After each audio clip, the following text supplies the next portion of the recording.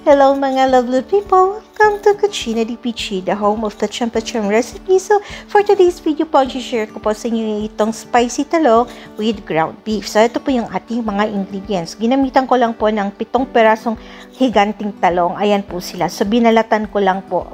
Bigay po kasi yan, 2, 4, 6, 7, 7 nga po. And then, meron tayong 400 grams na ground beef. Pwede rin naman kayong gumamit ng ground pork. Tapos, ayan na nga po yung talong natin. Slice into cubes.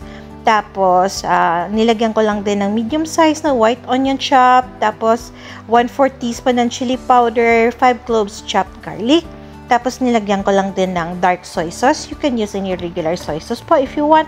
Tapos, nilagyan ko din ng Licom Key oyster sauce.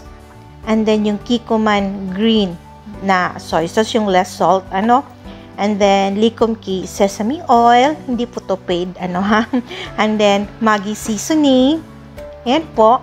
Tapos, yung ating white wine. So, siguro mga 1 cup or half cup. Ayan, bahala na po kayo.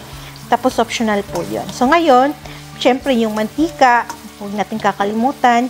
So, ayan po, ginisa ko lang yung ating mga spices. Tapos, nung bumango na sila, dinagdag ko lang yung ating 400 grams na ground beef. Ayan po. So, actually, masarap din naman po itong recipe nito kahit na walang karne, Ayan, so, dito tayo sa recipe na ito. Huwag natin guluhin yung ating, yung pacham-pacham recipe ko. So, ayan po, gisa-gisa. Tapos, nung, okay na sila, brown na, nilagyan ko na lang ng panimpla. So, nilagyan ko ng Licom Key green soy sauce. Tapos, yung Maggi seasoning natin. And then, yung dark soy sauce. Tansya-tansya ko lang, Tingnan nyo na lang kayo. Bahala kayo sa panlasa ninyo. Tapos, syempre, yung ating oyster sauce, and then after that oyster sauce, nilagyan ko na rin ng white wine. Kung meron kayong dry sherry, mas masarap pa po kung may dry sherry sana yung ginamit. So, anyway, patuloy po tayo. Ayan po, so, halo-halo lang. Tapos, nung na sila yung okay na sila, siguro mga after ilang minutes lang, nilagay ko na rin yung ating talong. So, kita nyo po, masyadong marami kasi nga, gaya ng sabi ko, eto nga yung ditong tindahan sa baba namin, mahilig magbigay-bigay sa akin ng prutas, talong, di kaya yung salad para sa mga bunnies ko. So, kaya po yun, blessed po tayo pagdating dyan. So, ngayon, ayan, tinakpan ko lang.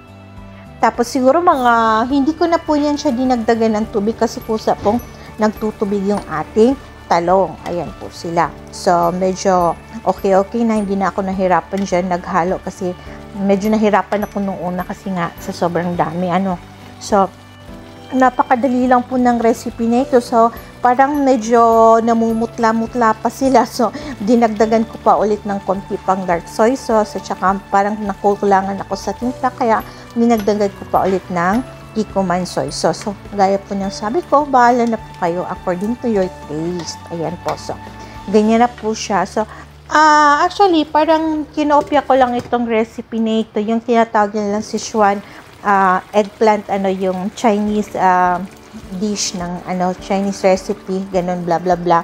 So, ngayon, parang medyo nalalabnawan ako sa sauce, para medyo naman gumanda yung texture niya, ay nilagyan ko na lang din po ng celery. So, nag-decide na po ako sa kahuli-hulihan. So, ayan na po siya. Ready na po. Napakadali lang. Tapos, nilagyan ko na lang ng sesame oil sa pinakadulo na para pangdagdag talaga halimuyak at mas lalo kang gaganahang kumain. So, ayan po mga lovely people. Sana po ay may natutunan na naman po kayong pacham-pacham recipe sa akin. And pasensya na po kayo sa tikiman time ko kasi akala ko na pindot ko para mag-register ng video. Ayun, so yun po pala ay hindi. So, anyway, thank you po for watching and thank you po sa ating mga new subscribers. And para po sa hindi pa po nakapag-subscribe, please don't forget to share, like, and subscribe. Enjoy cooking. God bless. Ciao, ciao. Ayan na po. Wala pong tikiman time at the end ang nangyari. Thank you, lovely people, once again. Mwah!